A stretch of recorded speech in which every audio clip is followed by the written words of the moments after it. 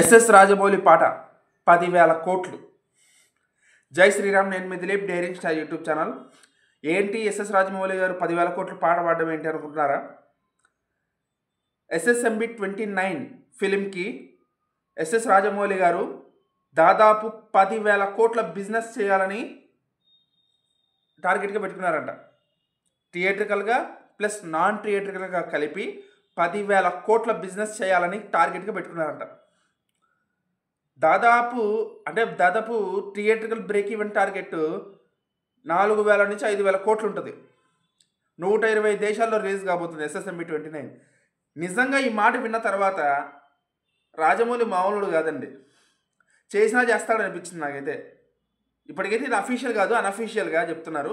చేసినా చేస్తాడు నాకు తెలిసి రాజమౌళి. ఎందుకంటే ఆయన ఆలోచన స్థాయి చాలా ఎక్కువగా ఉంటుంది కాబట్టి. మన టాలీవుడ్లో మహేష్ బాబు గారు నెక్స్ట్ హాలీవుడ్ రేంజ్కి వెళ్ళబోతున్నారనడానికి ఇదే సాక్ష్యం. నెక్స్ట్ మహేష్ బాబు గారి అభిమానులు ఇక టాలీవుడ్ హీరోలతో బాలీవుడ్ హీరోలతో కాదండి, నెక్స్ట్ హాలీవుడ్ హీరోల అభిమానులతో ఫ్యాన్ వార్ చేయాలి. ఆ స్థాయికి వెళ్ళిపోవడానికి సిద్ధమయ్యాడు మహేష్ బాబు. నిజంగా మహేష్ బాబు గారి పంట పండింది, మహేష్ బాబు గారి అభిమానుల పంట పండింది. ఇది కానీ నిజమైతే మాత్రం వాళ్ళ రేంజ్ మామూలుగా ఉండదండి.